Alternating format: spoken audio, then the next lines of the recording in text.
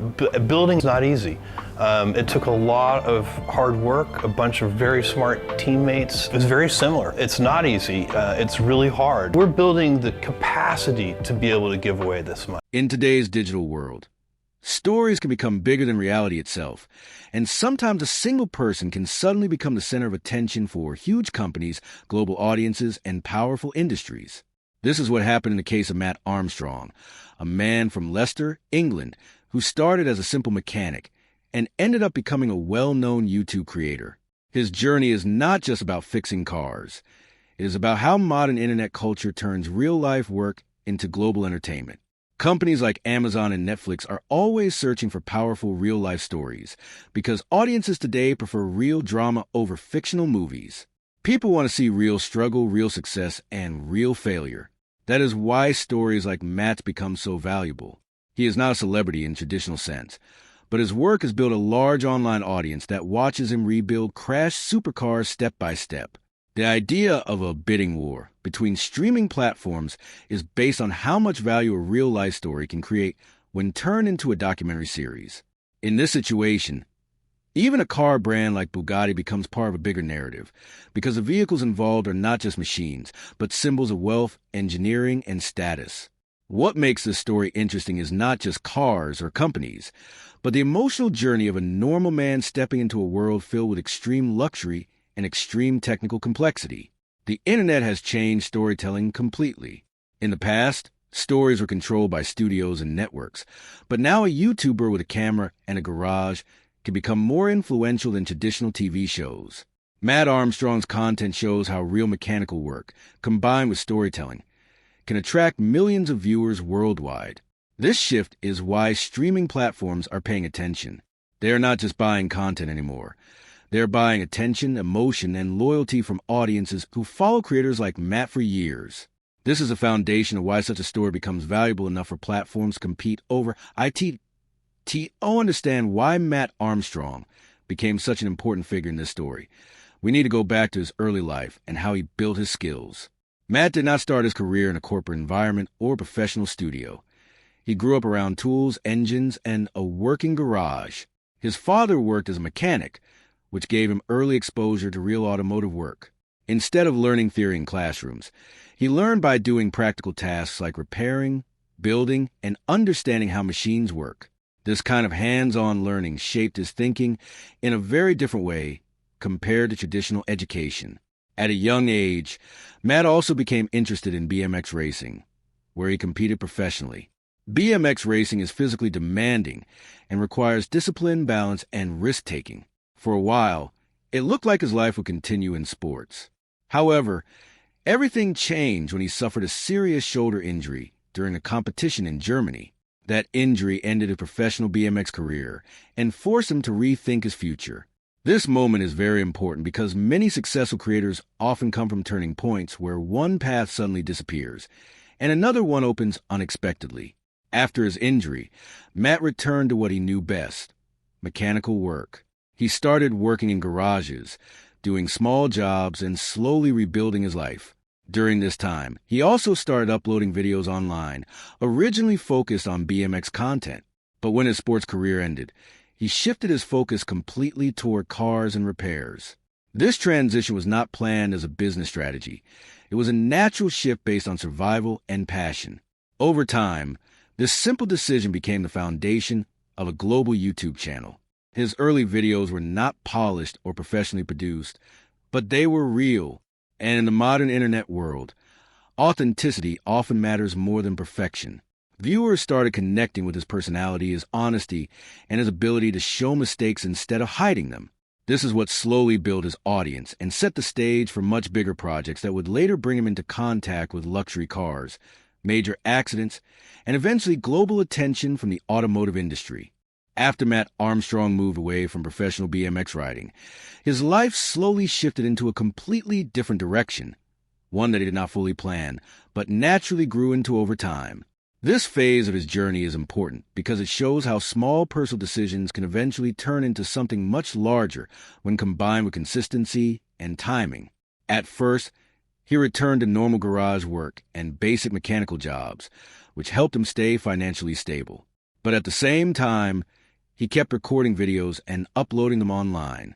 His early content was not focused on luxury cars or dramatic rebuilds. Instead, it was simple and honest work, often involving smaller vehicles and basic repairs. The turning point came when a damaged Audi TT belonging to his girlfriend was brought into his life. The car had been in an accident and was considered by insurance companies to be almost a total loss. For most people, such a car would have been written off completely without any further thought. However, Matt saw it differently. He decided to buy the damaged car back from the insurance company for a very small amount and rebuild it himself in his garage. This decision was not based on a big business plan, but on curiosity, confidence, and a desire to prove that a broken car could still be saved. As he began working on the Audi TT, he started filming every step of the process, including the mistakes, the delays, and the challenges. Unlike many polished automotive shows, he did not hide problems or skip difficult parts. Instead, he showed everything openly, which made viewers feel like they were part of the journey. When the rebuild was finally completed, the transformation of the Audi TT became a powerful moment for his channel. The video gained attention because people were not just watching a car being repaired. They were watching a real story of problem-solving and persistence. This project marked a major shift in his content style. From that point onward, Matt understood that audiences were more interested in the journey than the final result. The success of this rebuild encouraged him to take on bigger and more expensive projects, gradually moving from everyday cars to high-performance and luxury vehicles. This shift was not immediate, but it laid the foundation for everything that followed in his career as a content creator. As Mat Armstrong's channel continued to grow, his projects also began to scale up in size, cost, and complexity.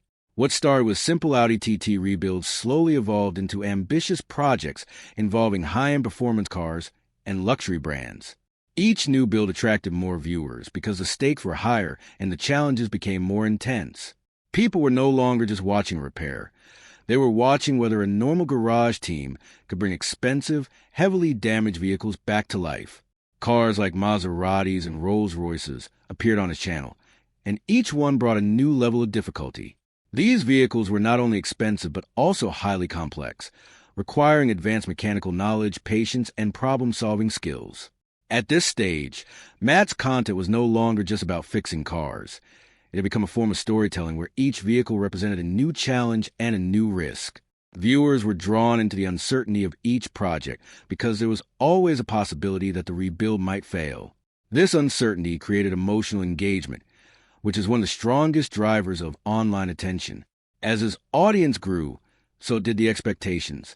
Each new video needed to be bigger, more interesting, and more dramatic than the last. This natural pressure pushed the channel toward even more extreme projects, eventually reaching the world of hypercars and ultra-rare vehicles. At the same time, Matt's approach remained consistent. He showed the full process, including breakdowns, errors, and unexpected complications. This transparency built trust with his audience, which is something many traditional media productions struggle to achieve. Instead of presenting a perfect, edited version of reality, his channel presented real work in real time. Over time, this authenticity became his biggest strength. It also made his content more attractive to larger audiences and eventually caught the attention of people outside the normal YouTube space, including industry professionals and media platforms. This combination of growth, authenticity, and escalating ambition set the stage for the next major phase of his journey, where his work would intersect with one of the most exclusive automotive brands in the world. The biggest turning point in Mat Armstrong's journey came when his content moved from luxury cars into the world of hypercars, where the stakes are not just high but extreme. This phase began when a heavily damaged Bugatti Chiron Pur Sport entered the story, a car that represents the absolute peak of automotive engineering and exclusivity. Cars like this are not just vehicles. They are symbols of wealth, engineering achievement, and brand identity. Only a very small number are ever produced, and each one costs millions of dollars. In this case, the damaged vehicle had been involved in a serious crash and was sent to a salvage auction in Miami. For most people, even experienced mechanics, touching such a car would be considered impossible due to its complexity and value. However, the car was purchased by an owner who believed it could be restored and brought back to life. which opened the door for Matt to become involved. When Matt first saw the vehicle, the damage was severe. The front end had taken a major impact. Structural parts were compromised, and many systems were no longer functioning properly. For a normal repair shop, this would be far beyond acceptable limits. But for Matt's audience, this was exactly the kind of challenge that makes content exciting. The idea of rebuilding something that expensive and complex created instant attention online. As soon as the project began, the story started to grow beyond just a mechanical repair. It became a narrative about whether a normal garage team could handle a machine designed by one of the most advanced automotive manufacturers in the world. This is also where the tension between independent creators and large manufacturers begins to appear in the story. Companies like Bugatti operate at a level where every component, every repair process, and every technical detail is tightly controlled. When a vehicle like this enters an independent workshop, it creates a situation where two completely different worlds collide, one based on open online documentation, and one based on closed, factory-level engineering systems. This collision is what makes the story powerful, because it is no longer just about fixing a car. It is about access, control, and knowledge. As Matt began exploring the damaged Bugatti, viewers became increasingly interested not only in the repair process, but also in what would be discovered inside such a complex machine. This curiosity set the foundation for the next stage of the story, where technical challenges and manufacturer responses would begin to shape the narrative in unexpected ways. As the Bugatti rebuild progressed, the situation quickly became more complicated than anyone initially expected. One of the key challenges was not just the physical damage to the car, but the restrictions surrounding its repair. In many high-end vehicles, manufacturers tightly control access to parts, software, and diagnostic systems. In this case, certain systems were locked due to the vehicle's status after crash, making it difficult to source official components or perform standard factory-level repairs. This is where the conflict between independent repair work and manufacturer control becomes more visible. When a car is as advanced as a Bugatti Chiron, it is built with extremely specialized components that often require factory tools and systems to service properly. As a result, even highly skilled mechanics outside the official network face major limitations. In Matt's case, this meant that some repairs had to be approached in unconventional ways, using alternative methods and custom fabrication.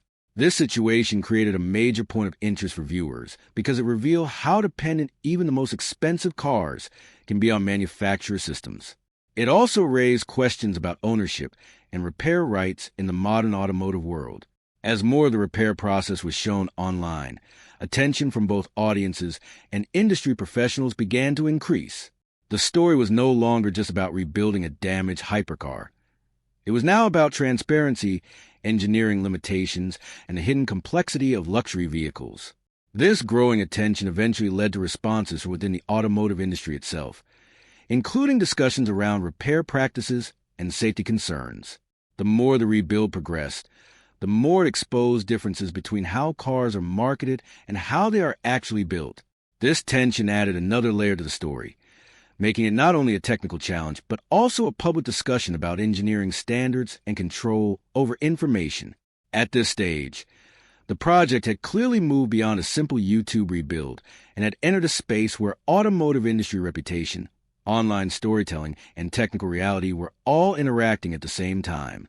This set the stage for the next phase, where the response from manufacturers and the global attention around the project would escalate even further. As the Bugatti rebuild gained more attention online, the situation shifted from a simple mechanical project into something much more sensitive involving manufacturers, public perception, and control over information. One of the key moments in this phase was when restrictions around the vehicle became more noticeable.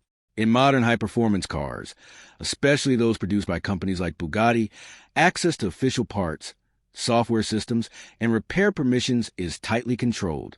When a vehicle is damaged and classified in certain ways after a crash, it can trigger internal systems that limit or block access to official repair channels. This is often done for safety, legal, and engineering reasons, but from the perspective of independent builders, it can feel like a major barrier. In Mat Armstrong's case, this created a situation where parts and official support became difficult or impossible to obtain in the usual way. As a result, the rebuild had to continue using alternative methods, custom fabrication, and external engineering support. This part of the story is important because it highlights a growing tension in the modern automotive world between manufacturer-controlled ecosystems and independent repair culture.